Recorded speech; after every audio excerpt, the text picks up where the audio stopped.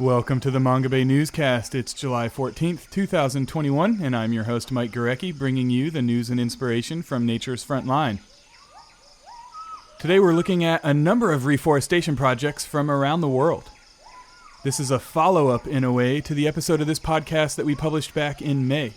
On that episode, I spoke with Manga staff writer Liz Kimbrough about the Reforestation directory she helped launch, a database of hundreds of reforestation projects designed to help donors pick which tree planting initiatives to fund based on public disclosure of information regarding the criteria that experts say are key to successful reforestation. One of the projects represented in the database is the Eden Reforestation Projects in Madagascar, which is funded in part by Trees for Climate Health, a program of the Jonas Philanthropies Foundation. That's why we're excited to have Erin Axelrod on today's program. Axelrod is the project director for Trees for Climate Health and is here today to tell us about a number of the tree planting initiatives the program has funded, as well as the program's Right Tree, Right Place, Right Community approach, and why local community-based reforestation is so important. We also speak with freelance environmental journalist and Manga contributor Mike Tatarski, who filed a story in May about Vietnam's recently announced plans to plant 1 billion trees by 2025.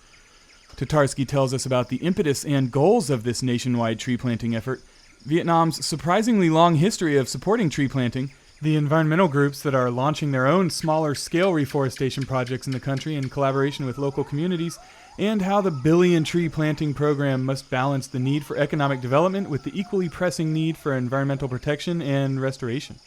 I mean, of course, I want there to be more biodiversity protection and more natural areas and all of that, but it's a very hard balance, especially in developing countries like Vietnam, to kind of find that balance between maintaining the environment or improving environmental protection and also providing economic livelihoods to people who are, historically impoverished or have struggled. The Trees for Climate Health program has so far funded about 40 reforestation projects, including, as I said before, the Eden Reforestation Projects in Madagascar and others in Africa, India, South and Central America, the Caribbean, and North America. And they're not all in rural areas or places we traditionally think of as heavily forested, because a number of urban reforestation projects have received funding from Trees for Climate Health as well. These projects have a variety of goals, from addressing global climate change and other environmental crises to boosting livelihoods and improving food security in local communities. But the community-driven approach is the common denominator amongst all of the projects Trees for Climate Health works with. In addition to serving as Trees for Climate Health's project director, Erin Axelrod is also a partner and worker owner of Lift Economy, a consulting firm focused on fostering inclusive and locally self-reliant economies that benefit all life on this planet. Here she is with some of the background on Trees for Climate Health and its mission. Jonas Philanthropies is the originator of this idea, this bold idea to branch out. They have a long history as a foundation of funding in the health space, supporting nurses, vision and blindness. But more recently, the younger generation in the family and the foundation really wanted to deepen the connection between environmental health and trees. And so trees was a relatively new space for the family. And really the conversation started in 2018, 2019 with one of the granddaughters, Lendry. Jonas Philanthropies was founded by psychiatric social worker Barbara Jonas and retail executive Donald Jonas. Lendry Purcell is a vice president of Jonas Philanthropies and the founder of Trees for Climate Health, who came to her grandfather and really started having the conversation around, so we're doing all this great work around health, but the climate crisis is a huge player in global health inequalities and global health outcomes. And so really wanting to raise the awareness and the level of attention and action within the foundation around the climate crisis. And trees became this just self-evident, exciting, fun legacy that the grandfather became really excited about.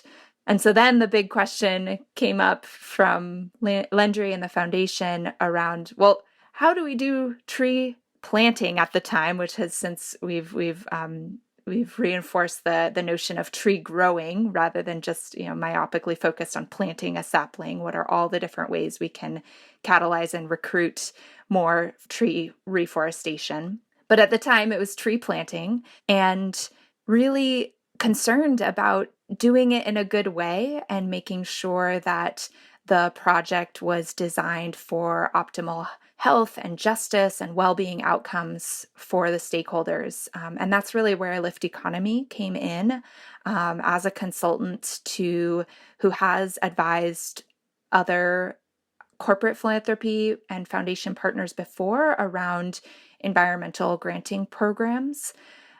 This is where we really came in and helped support the foundation, Jonas Philanthropies, to develop a really authentic tree growing project called the Trees for Climate Health that could really capture the cascading benefits of tree growing that are so potent when we think about the possibility for trees in communities.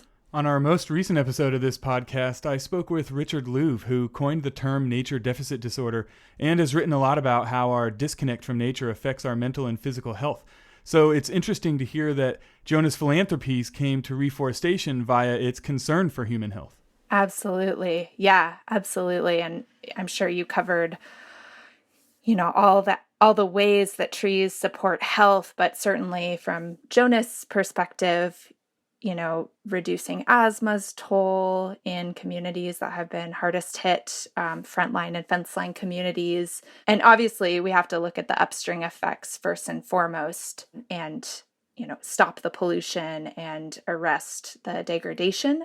And that's been a message from the very beginning with the Trees for Climate Health. But certainly, trees play a role with the amazing benefits they have. In all of my own reporting on reforestation, I've certainly learned that the first step in any effort to restore forests is to make sure that the drivers of deforestation and environmental degradation have been addressed.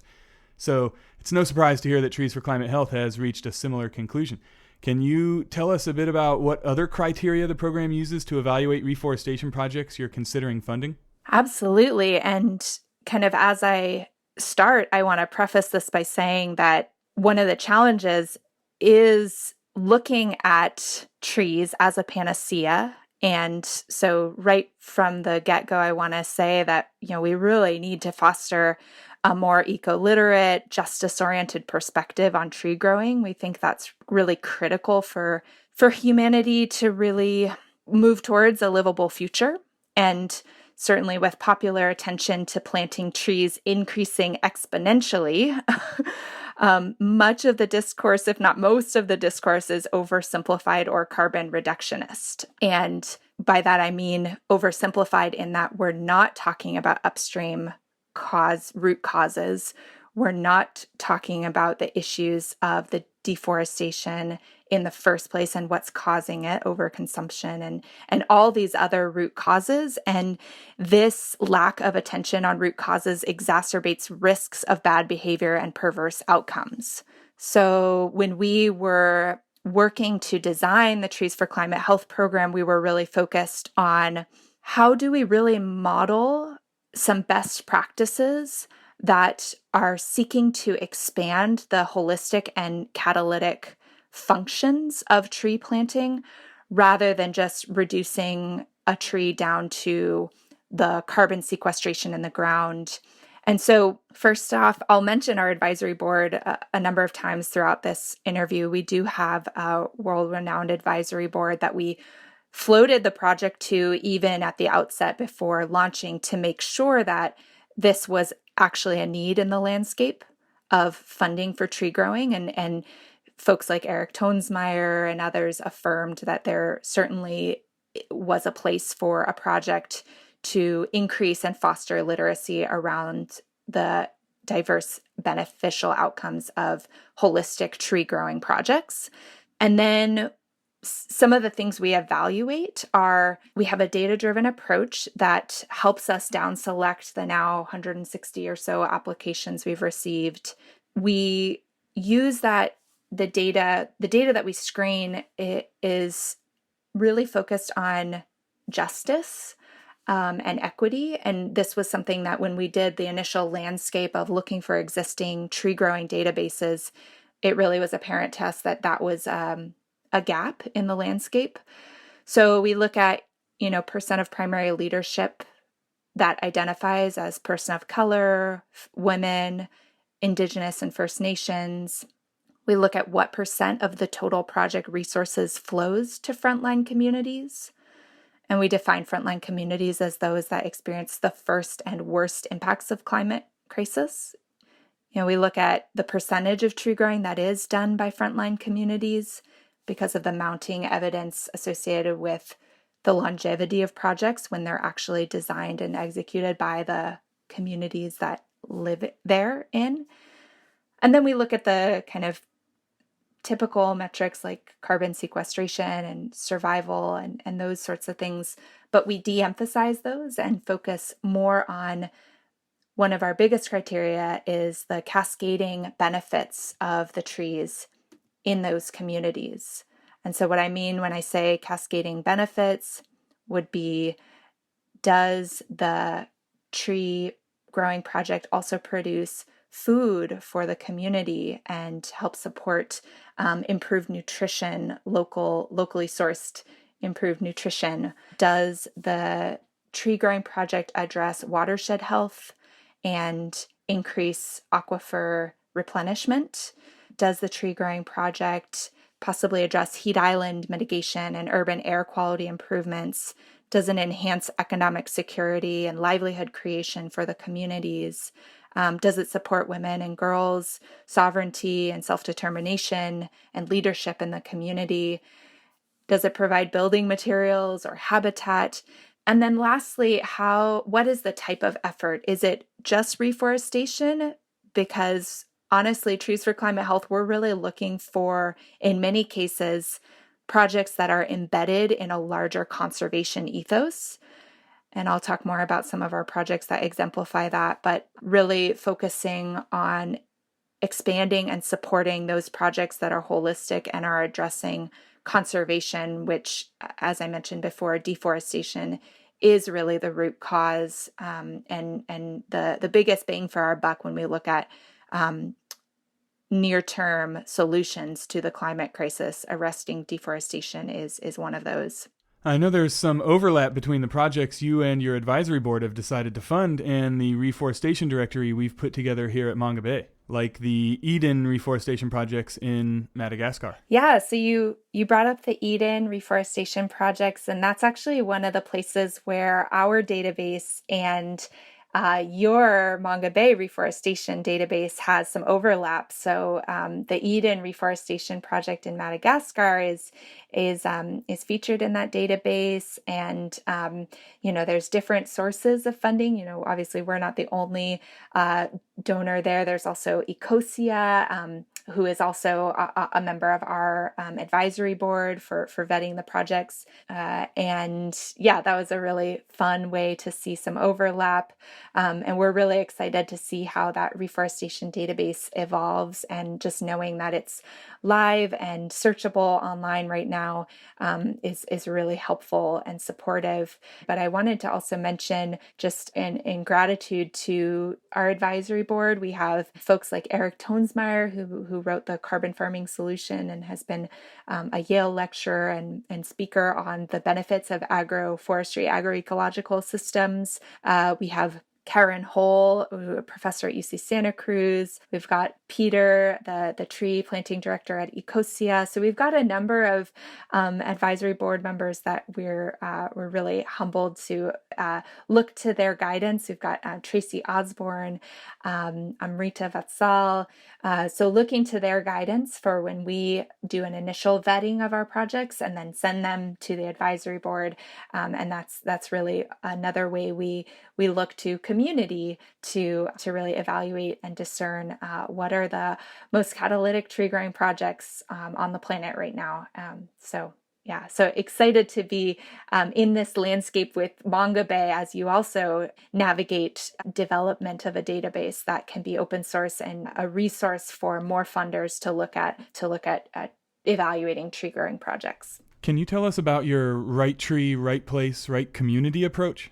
Yeah, so the right tree seems pretty intuitive, but it's it's so often the case that we see the wrong tree planted. And so the right tree is a tree that really benefits the community and fits within the regional flora and fauna, and also captures some of those cascading benefits. So an example that would be great would be our project. We have a moringa project that we support in Haiti with Despres, Haiti, and the right tree for that community is moringa because it provides all these cascading benefits for women and girls. Like I mentioned, this local high protein leaf that can address nutritional deficiencies as well as, address erosion control and biodiversity enhancement, so on and so forth. The right place really means that the project is designed with ecological and historical consideration of place. So whereas you'll hear some of the more recent reports coming out that expand upon all the acreage available that is potent for reforestation or even afforestation, it's important to make sure that the community, it's not some remote satellite imagery that's defining which places are well suited for reforestation, because the community knows that, hey, that may be a grassland that is home to important critical endemic species of birds and insects.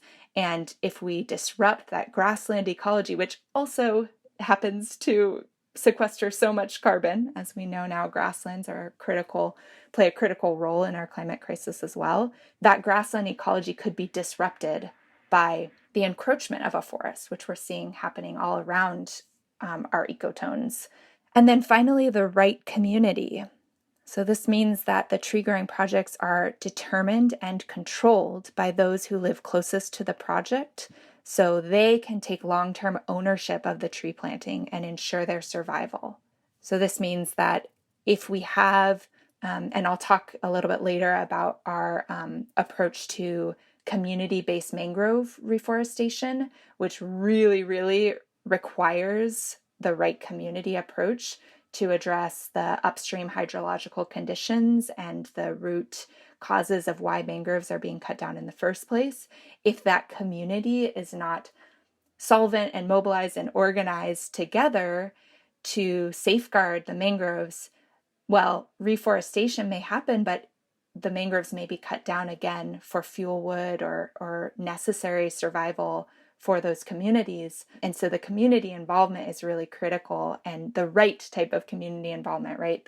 The folks that are there on the ground living in these ecotones. I would love to hear about more examples of projects that you guys are funding. For instance, you've funded a project by a group called Trees, Water, and People in the Triquilapa and Montesinos watersheds outside of Tegucigalpa, Honduras. Trees, Water, and People is just an incredible organization. If folks are not familiar with their work, I really, really recommend checking them out. They've been around for over a decade and doing this work, maybe 2 decades now at this point. But in any case, the Trees, Water, and People project that we supported is a great example of the right community. It's really led by the Suyapa indigenous leaders in the largest watershed in Honduras, which is the Triquilapa and Montesinos watersheds.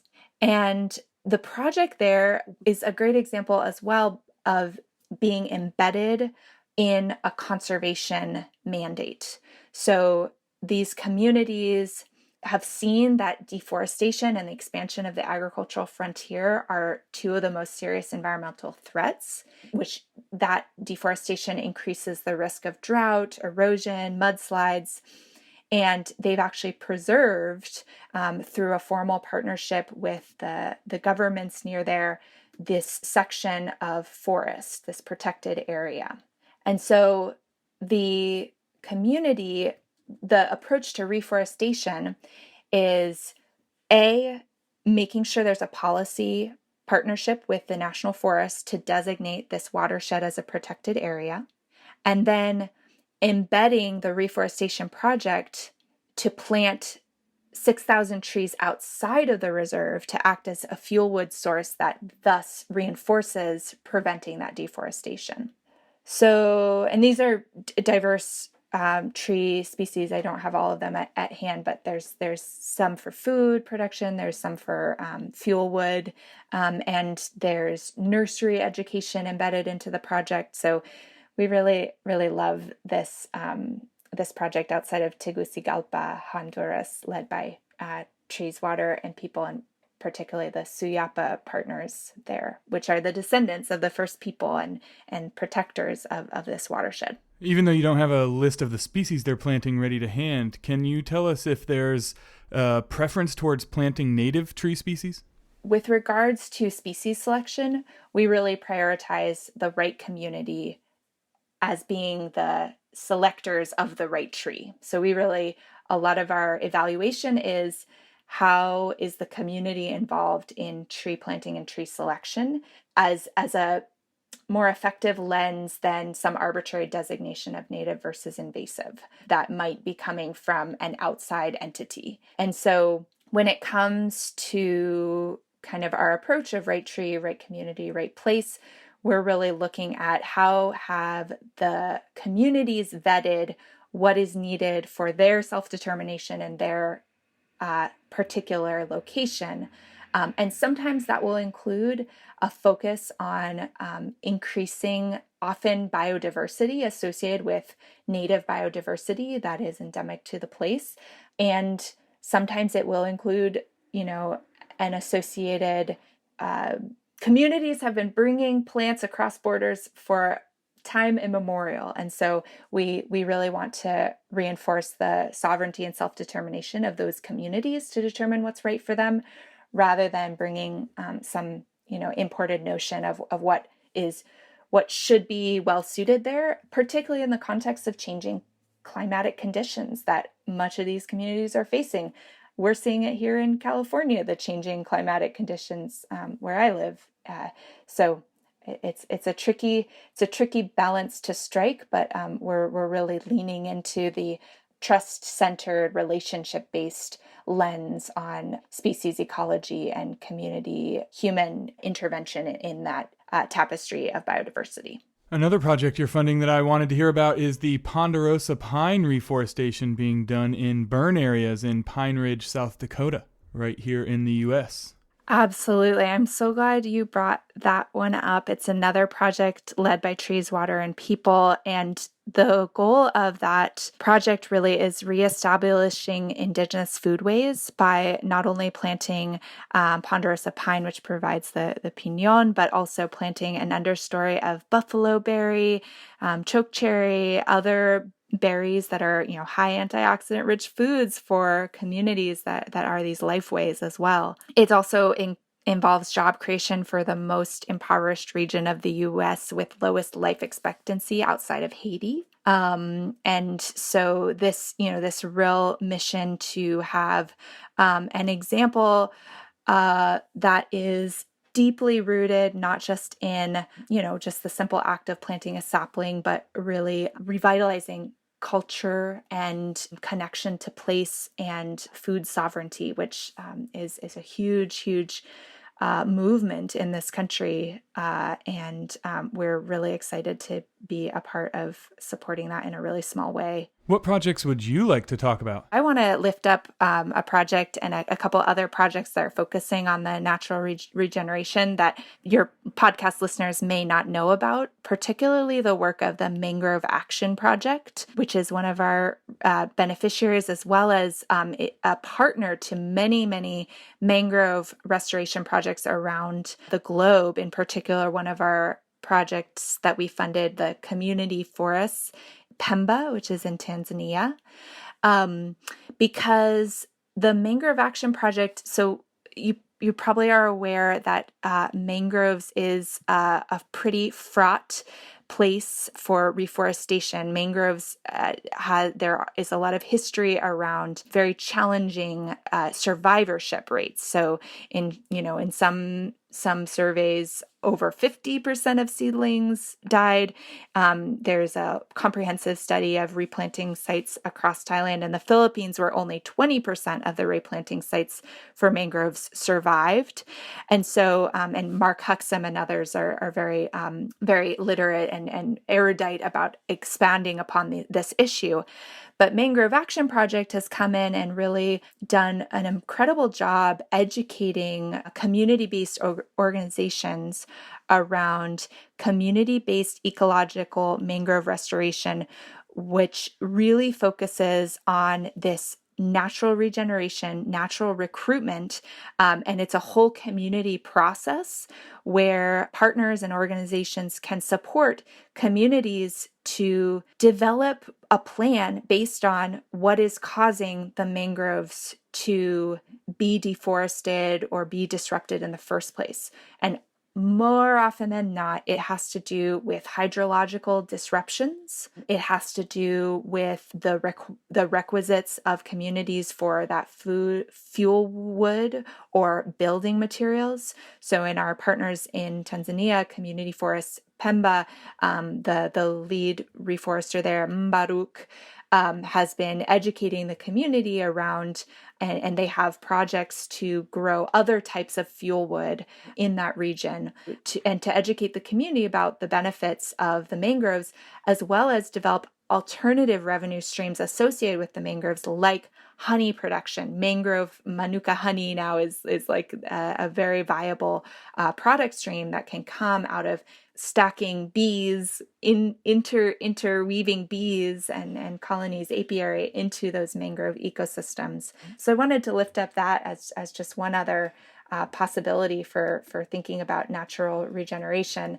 And we do have other projects that we're very, very excited about, regenerating acacia trees in Samburu, Kenya, with Fair Tree, which is farmer-managed natural regeneration, which is a really important component to making sure that farmers that have their livelihoods out of those trees are involved in that natural regeneration. All of these projects are, of course, community-based reforestation. Can you say a few words about why local communities leading the work is so important? Well, there's lots of research that indicates, in kind of quantifiable ways, why projects have more durability and longstanding success when the community is integrated. And I won't belabor that here. But I guess, just to speak to one of the big challenges of reforestation right now is climate change. And so one other project I wanted to bring in was the Maya Nut Institute. And the reason I think, having them as an example of a community-based restoration, reforestation project, and why that's so important is last year, the hurricanes wiped out a lot of these Maya nut trees. And so these are communities that, like I mentioned right at the beginning, are experiencing the first and the worst impacts of climate change.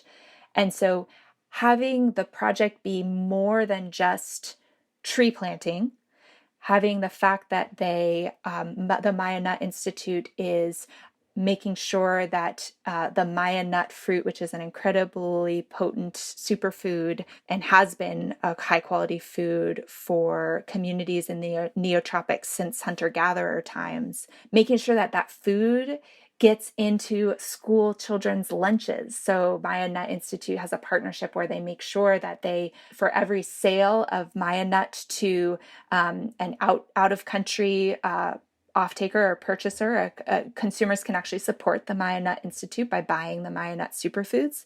But they make sure that for every purchase, I think 10 of those purchases goes to the local community, goes to make sure that local school children in Guatemala have access to that superfood. And then these Maya trees are one of the most important food sources for neotropical birds and wildlife and jaguar and tapir. And so restoring the habitat for tapir, which is one of the preferred game species and important keystone species. I guess what I would say is, for me here in my home office in Northern California, there's no way that I can become literate on the depths and intricacies of the 38 projects we've now funded.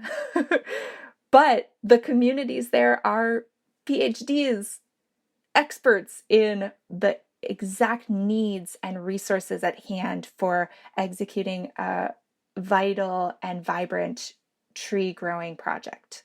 And so that's why it would be hubris for us as funders and analysts from outside the country to say that we know what's best for these communities, and that is why community-based, community-driven reforestation is so critical and so important, and oftentimes very underappreciated when we think about these larger reforestation campaigns. I'd love to hear about one of the urban reforestation projects you're funding. I don't think many people, including maybe some of our listeners, would have ever considered that you can reforest an urban area. The reforestation in urban areas in so-called U.S. Turtle Island is a really, really important piece of the puzzle. And we've been very, very fortunate to work with Common Vision in the East Bay, Oakland, California. Common Vision, the executive director, Wanda Stewart, I was really humbled to co-write an op-ed earlier this year in Earth Month with her about really the need for eco-literacy in Earth Month and beyond. And I see the lack of eco-literacy as a real challenge when we talk about this exponentially increasing interest in tree growing campaigns, because if people don't have a sense of like the whole picture associated with tree growing, it can be very tempting to think of planting a tree as just the solution or a panacea. But what's really amazing about Common Vision is that their work has engaged 125,000 students annually. They've created 18 acres of green space in school gardens. They're producing 100,000 pounds of fruit annually. And they're creating job opportunities for urban youth. And even during COVID, they had a really successful pivot away from working in school gardens because students were calling in, zooming in from their home computers. So they actually brought the fruit trees to the students at their homes, and they created YouTube videos around how to plant the tree at home, and really instilling literally and figuratively this opportunity for a peaceful, nature-connected respite away from the Zoom screen in children's homes in Oakland. They've been very active in policy. They fought to include fruit trees in AB 32, the California cap and trade money for forests. They're partnering with City of Alameda to plant 100,000 trees. And so Common Vision is just, I think, such an incredible model of a really integrated, a really place-based approach to what is needed for our communities right here in Oakland, who are struggling with, a lot of these students are struggling with high asthma rates and obesity and diabetes at a young age. And so, how do we really address the whole child health, stress reduction, attention, all the things you talked about on your last podcast around the nature deficit disorder, through a way that can actually instill the possibility of food sovereignty for the beginnings of food sovereignty for a long lifetime of learning and vocational training. Do you have any final thoughts on the importance of community-based reforestation in combating climate change that you can share with us? I don't think I emphasized enough the critical importance of Indigenous sovereignty in addressing our climate crisis. And I want to direct folks to an incredible organization, Rights and Resources. We don't have time to go into all of their incredible work here today, but suffice it to say that this organization has produced incredible reporting on it's a global coalition, Rights and Resources, and incredible reporting on dedicated to advancing the forest, land, and resource rights of Indigenous peoples, Afro-descendant peoples, local communities, and the women within these communities.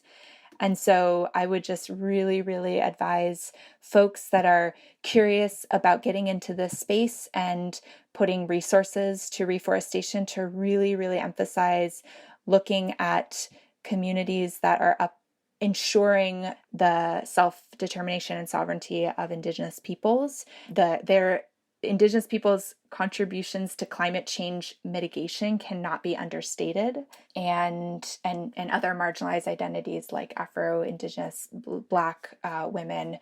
And I think that this is something that doesn't often get talked about with regards to tree growing. For some reason, there's some compartmentalization that we don't realize that the same justice-centered movements that have been thankfully surfacing in mainstream media in 2020 and 2021 are just as potent and relevant to tree growing as ever. So I would just really encourage folks to, look beyond the white-led tree growing organizations and look to all the myriad of community-based tree growing organizations that many of whom that we support are listed on our website. And we're happy to open source our database, our information. Please, encourage your podcast listeners to reach out, and I can share my contact information. And then the last thing I'll say is just, a big challenge for the movement of tree growing is moving beyond the paradigm of numbers of trees, the 1 trillion trees or the 3 trillion trees, to really grounding back into the quality of planting, the quality of those trees, as well as how they're connected to conservation movements globally. So, we've all heard these horror stories of big top-down, large-scale planting projects that have abysmal survivorship rates.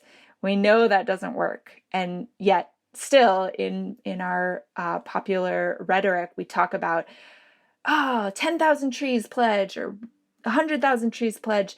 I really, really want to encourage us to move away from that and move towards community-driven, by communities who have a stake in the long-term tenure and protection of their trees. And I think we'll see much better climate outcomes if we focus more on the relational aspect of tree growing projects rather than the reductionist quantification components.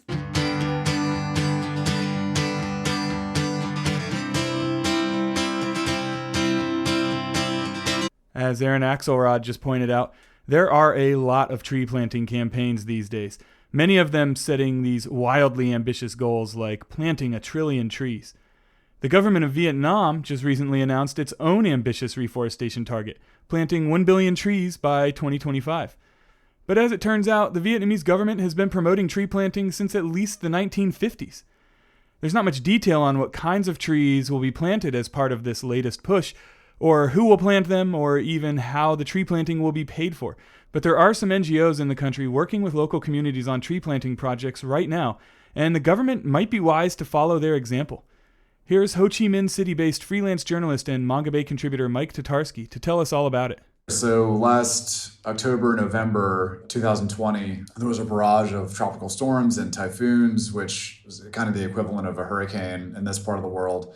That hit mostly central Vietnam, that's the part of Vietnam that gets hit the hardest every year.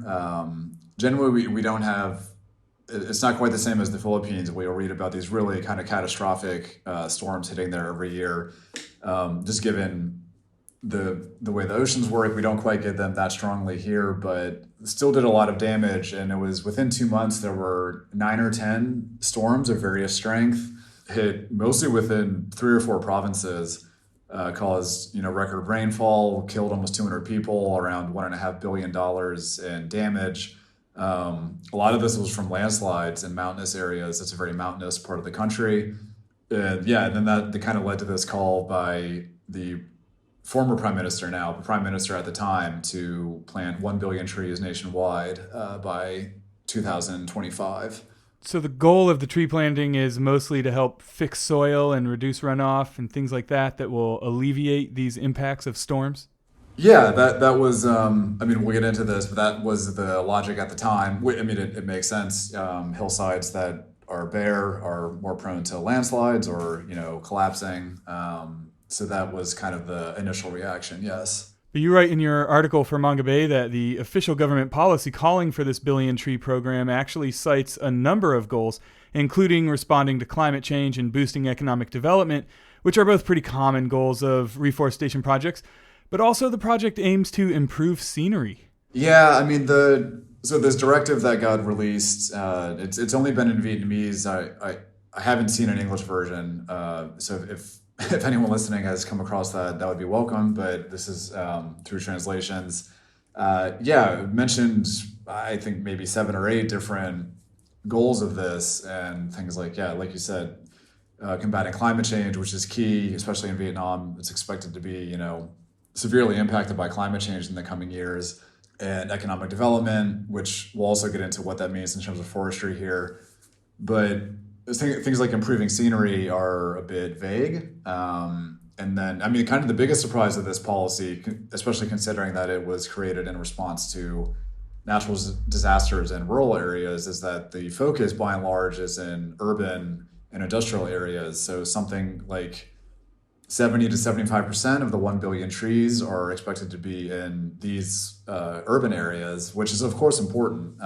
Cities here, especially here in Ho Chi Minh City, there's a distinct lack of tree cover. The public green space, for example, per capita is far smaller than is kind of recommended by the World Health Organization and agencies like that. So it's not that isn't important, but we were kind of expecting this to be focused more on the areas that were severely impacted by the typhoons I mentioned, and that doesn't seem to be the case actually. But the government hasn't really released many specifics about the tree planting program, right? Yeah, and I mean this is kind of common with governments around the world. Certainly common here in Vietnam, where kind of a grand plan that certainly sounds good will be announced, and then once you start actually getting into the details, you are left with a lot of questions. So yeah, we know that they're looking at cities and industrial zones that need more green space, more tree cover. But so in terms of species, there's been some stuff released since I wrote the article that has had a bit more detail. And we do know that they're not talking about acacia, which is a big part of the article that we can talk about. They're not talking about these exotic species that aren't from Vietnam, which is a good start, but it doesn't go into detail on what they will plant, who will maintain them. Of course, that's important. I mean, here in southern Vietnam, we have a pretty friendly climate for plants and trees. It rains a lot. There's also a lot of sunlight, but they still need some maintenance, and it's not clear who's going to do that. We know trees have been planted in some parts of Ho Chi Minh City, but we're not sure who's paying for it. So again, just a lot of general questions about how exactly this is going to work. So you write that the Vietnamese government has actually been promoting tree planting since the 1950s, way before it was this major global trend. Yeah, I mean, this was something I learned was pretty illuminating for me. I mean, I've lived in Vietnam for a while, but I wasn't aware of this history. So I mean, it goes back to Ho Chi Minh in the 50s, who was considered kind of the founding father of contemporary Vietnam. He started a tree planting campaign for the Lunar New Year, which is usually around January, February every year back in the 50s. And that's kind of been carried on, not to a very large extent, but to some extent each year. And then into the 70s, after the war, 70s and 80s, there's a huge mangrove forest here in Ho Chi Minh City that is actually quite successful now, although it had some stumbling blocks early. But that was a huge reforestation project. This area that was defoliated by the U.S. during the war. And then there were a couple of other national initiatives in the 90s and the early 2000s with quite mixed success, actually, different aims in terms of area and number of trees planted. But this is certainly not a new idea for Vietnam, the idea of, a national reforestation or tree planting campaign. You cite a research paper that looked at this history of tree planting in Vietnam and the sort of legacy it's left. Can you tell us what those researchers found? Yeah, I mean, it's a great paper. People should look at it. I mean, the link is in the article. I'm sure we can link it in this as well. But that So one of the things when I started this project, when I heard the word reforestation, I kind of thought of, and I'm sure this is kind of common for most lay people, is you kind of think of, rebuilding natural forests or something like that, something for wildlife, and that's not touched. But that's not really, this isn't unique to Vietnam. That's not entirely what it means. I mean, that's important, but the national reforestation campaigns have kind of been more in terms of socioeconomic development. So especially in the 80s and the early 90s, Vietnam was incredibly poor. It had been at some form of conflict for several decades. There was the U.S. embargo until the early 90s. So they're economically really undeveloped, especially in rural areas and these mountainous areas of central Vietnam that we're talking about. So a way to make money is timber, and so acacia became, which is this species that's not native to Vietnam. It's fast growing, and you can make paper and timber products out of it, and that became a huge kind of plank of these reforestation projects. And now central Vietnam in particular is kind of covered in acacia plantations. From the air, it looks like kind of natural forest, but then when you're on the ground, it's just mile after mile of this one type of tree. But it's also important to keep in mind that, there are problems with these that we'll talk about, but these didn't necessarily displace natural forests. Central Vietnam in particular was heavily bombed and by the U.S. during the war, and chemical defoliants were sprayed all over these provinces. And also some of them had just been cleared for, forest resources by people who were desperate for money. So, some areas were certainly probably cleared of natural forests, but a lot of this had basically been barren hills. But the paper does talk about how in some provinces, people were still using those hills for forest resources, kind of low value, certainly not making a lot of money, but to get by on a day-to-day basis, and ended up kind of getting caught up in these national level campaigns that kind of cleared the shrubland and then planted acacia, which people have benefited from, but not everyone has benefited from, and has a lot of ecological issues as well. And for your article, you spoke with a gentleman who wanted to remain anonymous, but he had some interesting things to say. He was pretty frank about how he weighs the benefits of planting more acacias. And he also said that he'd be open to planting some other species if he was given a good reason. Yeah, these farmers,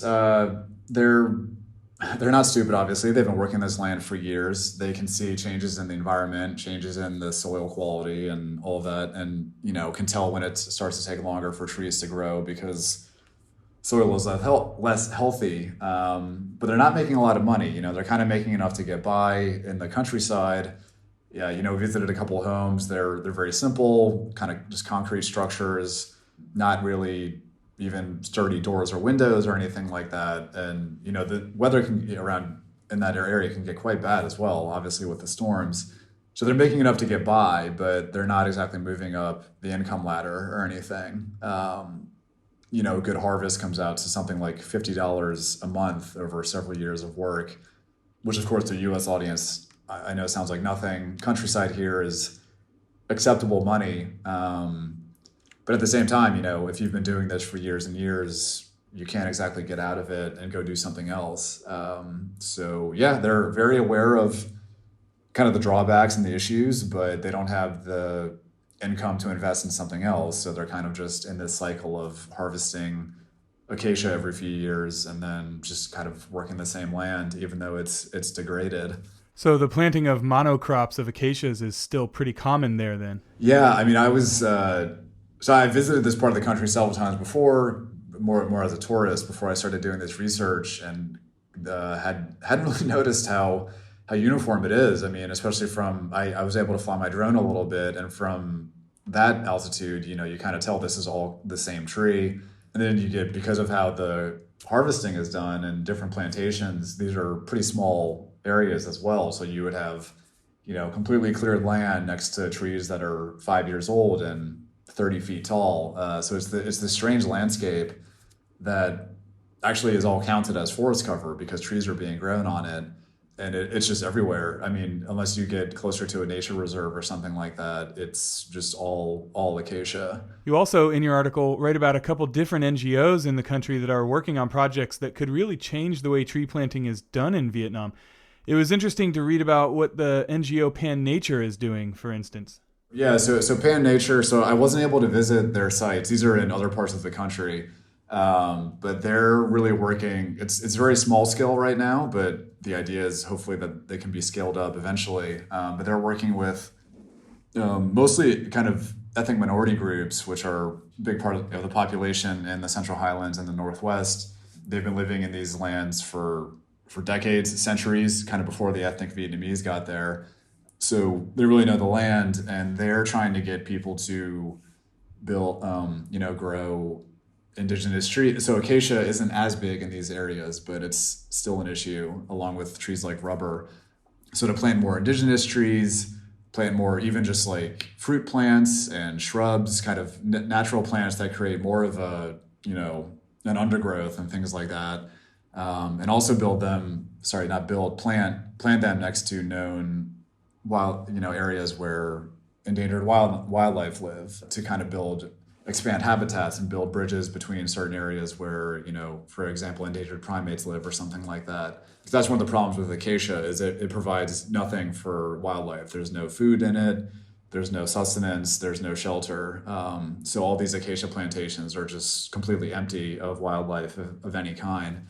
Yes, they're trying to work. Pan-Nature's trying to work with people to they can harvest these plants, these fruit trees, for example, not the entire tree, but the fruit they produce, and then also ideally provide some long-term habitat for wildlife as well.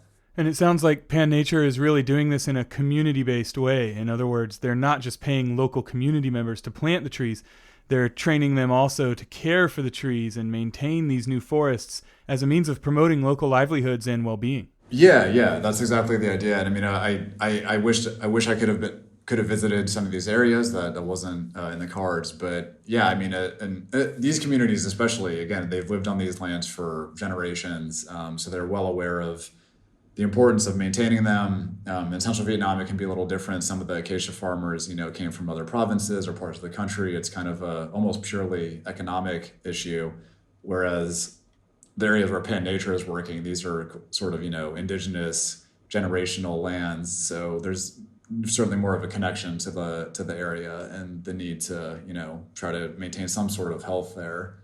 You mentioned that some of Pan-Nature's reforestation projects are targeted at providing habitat for endangered species. And in fact, you write in your article about the organization actually having discovered a new population of endangered northern white-cheeked gibbons. And one of the projects is meant to restore habitat for use by those gibbons? Yeah, that's the hope. So, I mean, northern Vietnam, there's a lot of limestone mountains and karsts up there. It's quite remote, pretty forbidding, which is good for wildlife to hide from people. So again, this is something I hope to see in person at some point. But yeah, they found this population and are working to build, hopefully, connect healthy forests to where these gibbons are, and then be able to expand their habitat, which again is not really something we're seeing in Central Vietnam. It's very different context, but that is something that hopefully can be expanded in Northwest Vietnam at the least. WWF also has some tree planting programs designed to be more sustainable for the environment and local livelihoods. But as with the Pan-Nature initiatives, these are still pretty small scale projects. Yeah, I mean, they've started within the last few years, and I mean, it's an uphill battle for everybody. But yes, WWF is working with some farmers to, again, focusing on indigenous trees. I mean, this was one where I did get to visit a huge farm in person, where a farmer who's in the story, on a portion of his land, they've planted, right now they're still just saplings, just about a year old, but indigenous tree species that are intended to grow for decades among the acacia. So they can still kind of harvest the acacia around these indigenous trees. But the idea is that even if the acacia is harvested, there will still be tree cover once these trees grow. And again, this is kind of waiting to be scaled up. But yeah, this wouldn't be enough to provide biodiversity habitat, because there will still be harvesting going on around these trees. But the hope is that it can at least provide some longer term forest cover and hold hillsides together against landslides and that sort of thing better. Is there any reason to believe or hope that these programs these NGOs are running could inspire some of the ways the Vietnamese government rolls out its billion tree initiative? I mean, there's There's certainly hope. So, I mean, of course, the government is well aware of the dangers of kind of monocrop plantations given the storms of last year. But this kind of, something I learned and really, really came to recognize after this trip was the hard reality of, balancing the environment versus the economy. And kind of if you look around the world right now, you have an idea of which one of those is winning. And, Vietnam is a major furniture producer for the U.S. and other markets. It's one of the world's largest timber export markets. Billions of dollars to the economy come in from that every year, which is, of course, really important for jobs and the economy. But oftentimes when we talk about increasing the size of forests, that kind of means planting more trees for timber harvesting, for furniture or paper production or that kind of stuff. So there's reason to have hope, but the economics of it may ultimately win out. But that being said, any increased tree cover in the cities would be very welcome. So again, I live here in Ho Chi Minh City, and we've lost a lot of trees to urban development. There's very few parks and that sort of thing. So if it at least spurs an improvement in urban green cover, that will be key for air pollution, that sort of stuff as well. But it is a little concerning that there's not more of a focus on the countryside. As you alluded to, I think it's certainly true that many countries around the world are, like Vietnam, trying to balance economic development and opportunities for people with protecting the environment. I mean, of course, I want there to be more biodiversity protection and more natural areas and all of that.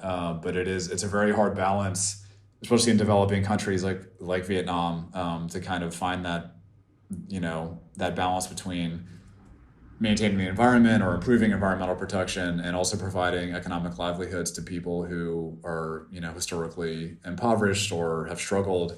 And I don't know what the answer is. I saw some potential solutions, but it's a really difficult puzzle to try to solve. And so I guess just keep that in mind when you read about, these issues like this, especially in developing countries.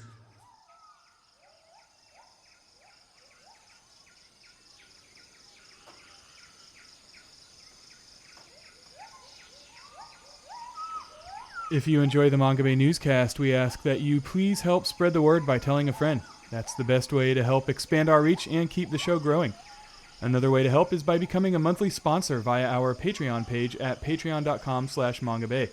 We are a nonprofit news outlet, and just $1 or more per month would really help us offset production costs and hosting fees. So if you're a fan of our audio reports from Nature's Frontline, please head to patreon.com/mangabay to learn more and support the Manga Bay newscast.